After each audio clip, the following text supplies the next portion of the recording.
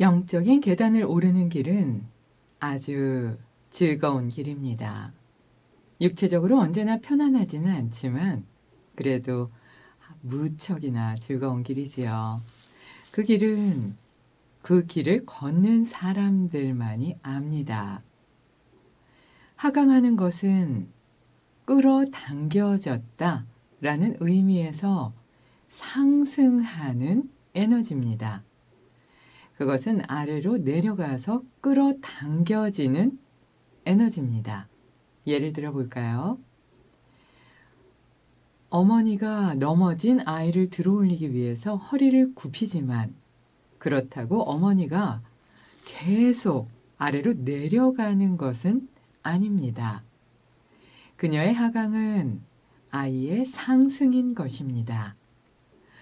그건 수액이 나무 속에서 올라가는 것처럼 낮은 차크라가 에너지를 위쪽으로 밀어 올리고 더 높은 차크라가 에너지를 위로 끌어올리는 방법입니다.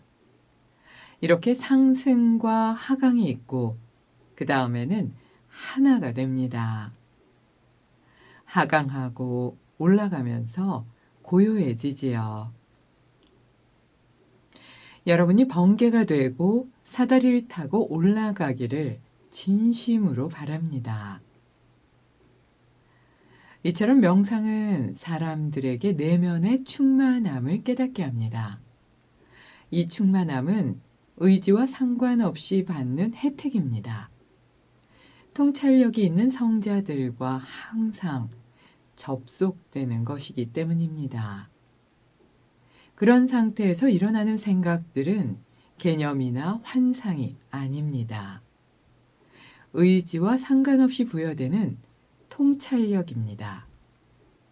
이 통찰력은 내면의 초월적인 곳에서 예지로 시작해서 풍성하고 표면하단 말로 끝나는 마음의 경로를 가로지르면서 언어의 옷을 입습니다. 바로 이렇게 드러나는 것이 성음, 그러니까 만트라가 됩니다. 따라서 제가 지금 이 글을 통해서 전하는 말들은 저의 것이 아닙니다. 저는 혜택을 받은 것을 옮겨 적는 필사자일 뿐입니다. 이 글들은 마음속의 명상적인 바탕이 가장 강할 때 시간과 상황에 관계없이 나타난 것들입니다. 그래서 그 글들을 받아들일 때는 운율의 조화에 대한 개념도 없습니다. 그저 지혜로운 스승인, 구루와 연결되어 있을 뿐입니다. 그래서 다수의 구절은 운율의 부조화를 보이기도 하지요. 하지만 저는 감히 그것들을 고치거나 다시 쓰지 않았습니다. 산스크리트 번역은 모험이기 때문입니다. 일상 언어의 표현은 초월 과학을 담는 언어 표현에 적합하지는 않습니다. 수많은 낱말이 지닌 비슷한 의미를 전달하려면 수많은 각주를 달아야만 합니다. 저도 이 글에서 그런 시도들을 계속하고 있습니다.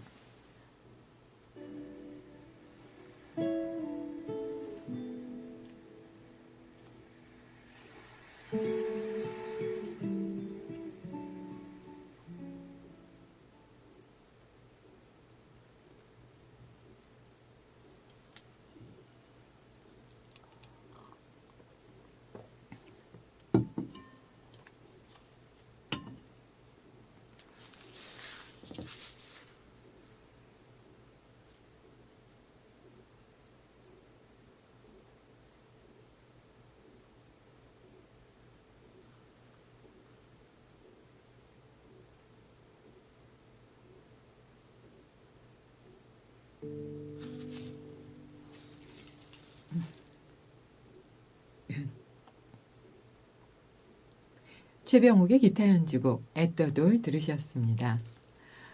영적 계단을 오르는 길은 즐겁긴 하지만 편안하고 즐거운 일이긴 하지만 그래도 그 즐거움은 모두가 알 수 있는 게 아니다. 그냥 그 즐거움은 그 길을 걷는 사람만 안다. 이렇게 말씀하셨는데요. 그래서 보통 그러죠. 저렇게 사시면 힘든 거 아니야? 근데 사실은 그게 더 편안하게 영적인 부분을 안정시키고 항상 고요하게 내면의 빛에 집중할 수 있기 때문에 가장 지복한 즐거움이다. 이렇게 말씀하시잖아요. 열 몇 시간씩 이렇게 가만히 앉아 계시기도 하셨는데요. 스와미 베다께서요. 그리고 몇 년을 침묵하기도 하셨거든요. 근데 어떻게 저렇게 하시지? 우리는 알 수 없는 그런 이제 수행의 방법이죠. 근데 그거는 해봐야지만 안다. 이렇게 말씀하셨어요. 정말 그럴 것 같죠? 그리고 하강하는 건 곧 상승하는 거다. 이해가 안 될까 봐 또 그 뒤에다가 예를 또 들어주셨는데요. 그건 왜냐면 하시면서 넘어진 아이를 세우기 위해서 허리를 어머니가 굽히지만 그녀의 허리가 계속 내려가고 있는 건 아니다. 그녀의 숙임은 아이의 상승을 의미하기 때문이다 하시면서 차크라도 아래에서 위로 밀어 올리는 그런 에너지의 흐름인데 그건 마치 나무 속에서 수액이 올라가는 것과 같다. 이렇게 말씀하셨어요. 그러니까 내 몸 안에서 일어나고 있는 여러 가지 방법은 자연의 흐름과 똑같다라고 말씀하시면서 내면에 충만한 명상으로 가득하게 되면 나의 판단이 완전히 지워져서 지혜로운 스승들과의 접촉이 더 강해지면서 내 생각은 지워지고 그리고 지혜로운 스승들의 말씀으로 가득 차게 되어서 그걸 자연스럽게 받아쓰게 되는데 그건 우리가 알고 있는 과학적인 표현이나 언어적인 철학적 표현과는 운율조차 맞지 않는 그런 글이다. 하지만 나는 그걸 고치지 않고 그대로 받아 쓴다. 감히 내가 건드릴 수 없기 때문이다. 이렇게 말씀하셨는데요. 그동안 전해드린 쿤달리니는 그러니까 스와미지께서 전달자의 역할은 하셨지만 스와미지께서 접하고 계신 모든 지혜로운 스승들의 말씀, 깨달은 분들의 말씀을 핵심적인 단어로 쭉 엮어주신 거기 때문에 중간중간 보면 갑자기 확확 전환되는 게 있죠. 그게 그래서 그래 라고 말씀하셨어요. 그러니까 이거는 한국의 히말라야 선생님들이 스와미지께서 살아생전에 녹음한 거를 직접 그 강의해 주신 내용을 번역해서 문장을 만든 거거든요. 그래서 이거는 수행하는 사람들에게는 아주 직접적으로 도움이 될 수 있는 칼과 같이 날카롭지만 정말 유용한 그런 도구로 사용할 수 있다고 보는데요. 말씀해 주신 내용을 구절구절 하나하나 잘 새겨서 나에게 맞는 것들을 하나하나 계단으로 이용해서 잘 나아갈 수 있으면 좋을 것 같고요. 나는 감히 산스크리트어 번역을 할 수 없다. 그건 모험이다. 이렇게까지 말씀하셨거든요. 그러니까 요가를 할 때 산스크리트어를 어렵게 하면서 그것만이 요가의 핵심적인 것인 듯 그렇게 우리가 오해하지 않았으면 합니다. 그래서 그 의미는 각주로 따로 달아서 전하겠다라고 말씀하셨어요. 계속해서 스와미 베다의 쿤달리니 만나보겠습니다.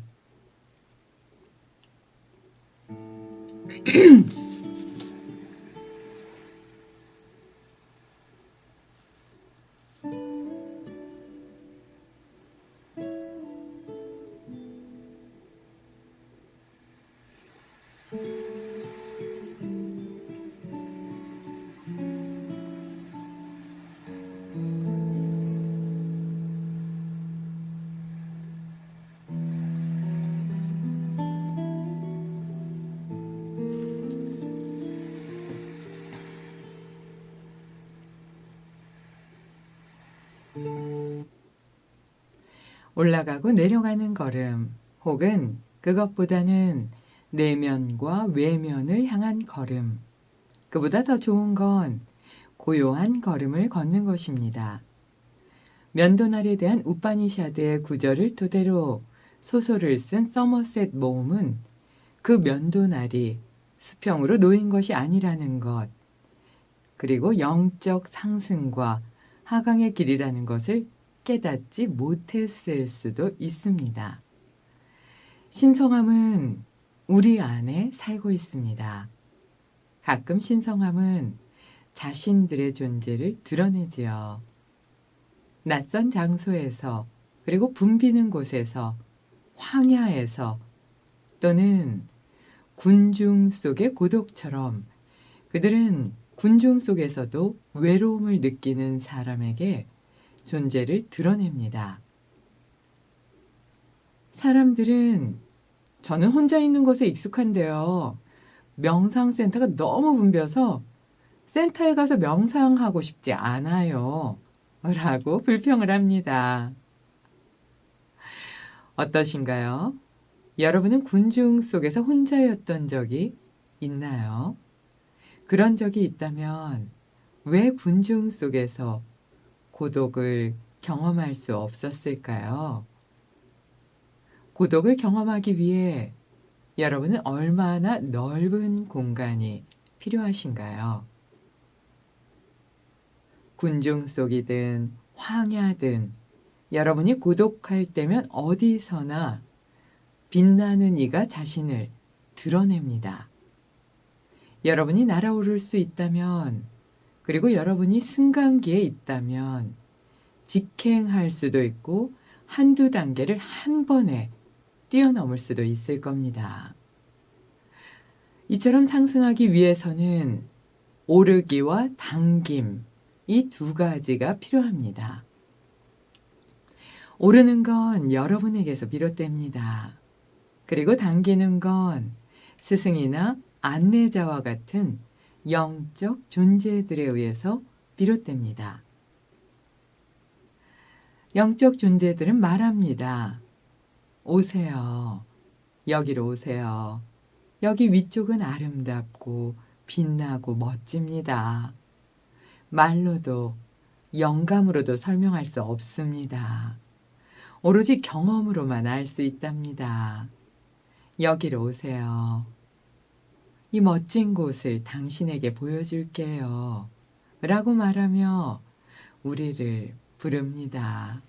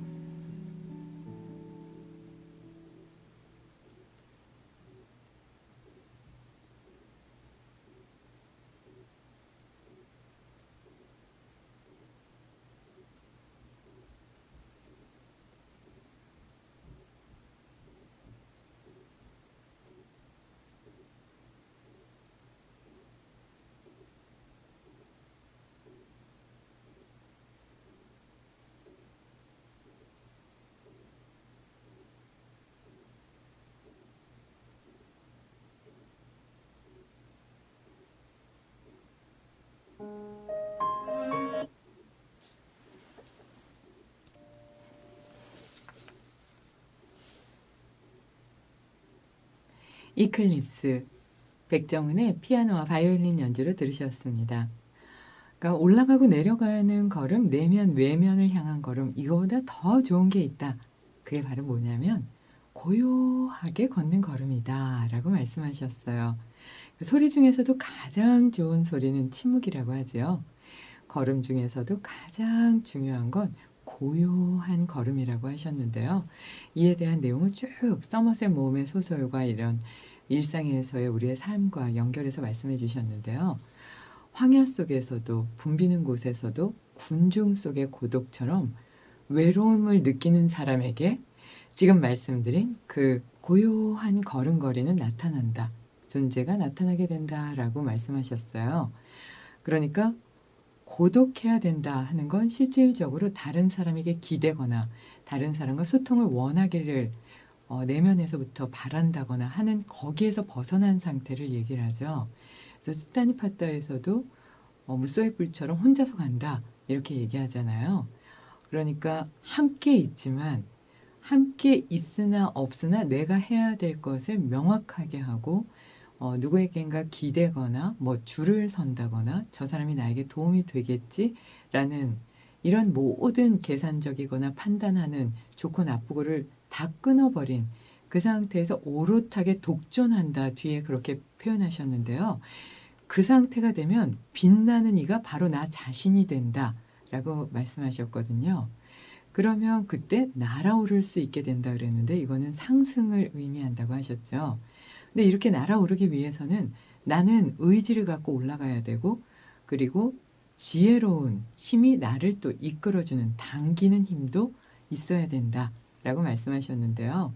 요가적으로 보면 스승의 지혜로운 지도가 없으면 다음 단계로 가는 건 위험하거나 어렵다라고까지 모든 경전에서 전해지고 있거든요. 그 부분을 말씀해 주신 게 아닌가 싶습니다. 라디오 힐링 요가 시간입니다. 오늘은 입 다스리기에 대해서 준비했는데요. 입 이러면 어떤가요? 정구업진원이 먼저 생각나죠. 천수경의 맨 앞이 왜 정구업진원인가를 좀 고민하다 이 글을 쓰게 됐는데요. 입은 가만히 보면 들어가고 나가잖아요. 근데 우리 몸에서 들어가고 나가는 게 없어요. 보통은 배출되죠. 다시 들어오는 경우는 없죠. 들어오면 아프죠. 눈 안에 뭐가 들어와도 아프고 귀에 들어가도 아프고 몸에 9개 구멍에 무엇인가 들어오게 되면 우리는 놀랄 정도로 통증을 느끼게 되는데요. 입은 자연스럽게 들어가고 자연스럽게 또 나가기도 해요. 그래서 들고 나는 소통의 기관이기 때문에 내 인생을 좌지우지하는 그런 신체 부위로 보기도 하는데요. 입에서 나오는 말을 잘 다스릴 때 내 삶은 풍요로워지기도 하고 우리 보통 어르신들 그러죠. 아유 저러면 폐가 망신해 하는 그 상태가 되기도 한다고 봅니다. 그래서 그 내용을 이제 좀 해부학적인 것부터 좀 건강과 연결돼서 쭉 정리했는데요.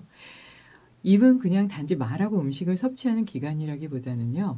중심 명령체계인 뇌와 소화기 장기인 위장에 아주 직접적인 연관관계가 있는 기관이죠. 그래서 발성기관이면서 소화기관이기도 하고요. 음식물을 맛보고 말하는 것을 다 담당하는 그런 기관인데요. 인도의 전통의학인 아유르베다에서는 입을 위에 달린 생식기라고 보고요. 한의학에서는 오장육부의 축소판이라고 보면서 입의 혀와 입술, 입 안을 동의보감에서는 크게 그렇게 분리하지 않고 보는 면도 또 있더라고요. 그래서 이걸 하나로 보기도 하는데요. 입과 혀는 비장과 심장의 건강을 보는 척도로도 또 활용하기도 하죠. 그래서 무엇보다 삶에서 그 말하는 거, 거기에서 입의 의미는 중요한 의미를 지니는데요. 법구경의 말로 이 말에 대한 의미를 한번 정리해 봤습니다. 오로지 입을 지켜라. 무서운 불길같이 입에서 나온 말이 내 몸을 태우고 만다. 일체 중생의 불행은 그 입에서 생기나니 입은 몸을 치는 도끼요 몸을 찌르는 칼이다. 좋은 말씀이시죠? 이렇게 써주셨고요. 보은경에는 일체 중생의 화는 입으로부터 나오니 구업은 깎는 도구이며 몸을 멸하는 칼날이다. 라고까지 얘기했어요. 하나만 더 할까요? 무량수경에서는 추한 말을 멀리하고 그 추한 말에서 멀어져야만 한다. 추한 말은 자기도 해롭고 남에게도 해를 입히고 피차 해롭기 때문이다. 착한 말을 닦아 자기도 이롭고 타인도 이롭게 해야 된다. 라고 이제 글이 전해지는데요. 특히 이제 뒷담화 하지 말라고 하죠. 그래서 저는 제 앞에서 누군가 제 3자를 뭐 얘기할 때 그분을 비평하는 대상을 제가 믿지 않게 되는 게 아니라 그 말을 전달하고 있는 그 사람을 믿지 않게 되거든요. 그래서 우선은 자리에 없는 사람의 얘기는 하지 않는 게 좋고요. 자리에 없는 사람은 딱 2가지일 때만 얘기하라고 합니다. 도와야 될 때, 그리고 칭찬할 때. 그 외에는 이상하지 않아? 걔 왜 그래? 여기에 그냥 라고 동조만 해도 구업은 쌓인다고 해요. 그래서 입은 언제나 뇌의 움직임과 위장의 움직임을 컨트롤하기 때문에 뇌와 위장과 입은 삼각 메커니즘으로 잘 다스릴 수 있는 그런 부위라고 보는데요. 말을 그렇게 하면 위장이 나빠질 수밖에 없다고 봅니다. 이게 의지로 조절할 수 있기 때문에 인내심만 잘 가지면 생명의 문과 같은 입을 잘 다스릴 수 있다고 보는데요. 우선은 소식을 하고 생명을 다치지 않은 음식을 먹고요. 먹을 때 감사히 먹고요. 그리고 해지기 전까지 드시는 게 기본적이기 때문에 그냥 일상에서도 좀 그 부분을 수행이 아니어도 좀 지키는 게 도움이 되고요. 정신을 혼미하게 하는 그런 기호식품은 섭취하지 않아야 한다 했으니까 술이나 담배는 피해야 되겠죠. 그리고 입으로 들여보내기 전에 모든 것들은 우선은 내 마음의 상태를 점검하고 물이나 음식이나 그 모든 것들을 섭취할 수 있어야 된다고 봅니다. 그러니까 이기적이고 욕망과 감정을 만족시키고자 하는 욕구가 강할수록 입을 다스리는 게 좀 어려워질 텐데요. 모든 깨달은 분들이 이렇게 말씀하시죠. 항상 상대방의 입장에서 생각하고 말하고 행동할 수 있으면 입은 자연스럽게 지혜롭게 다스릴 수 있다고요. 그러니까 이 말하면 나도 싫은데 상대방 싫겠지? 그럼 하지 말아야 되겠다. 아, 이 말은 좋겠네. 라고 상대방의 입장에서 생각하고 말해야 되는데 내 속이 시원하게 그냥 이렇게 흘리듯이 좀 이렇게 상대방을 무시하고 내가 그 위에 서고 나는 대단한 사람이야 하듯이 그렇게 말하는 말들은 오물과도 같다고 했습니다. 그런 말을 하지 않도록 좀 조심해야 될 것 같은데요. 그래서 만나는 모든 인연들에게 이런 마음으로 대하면 입을 잘 다스릴 수 있지 않을까 하는 내용을 명상의학과 함께 정리해 봤습니다.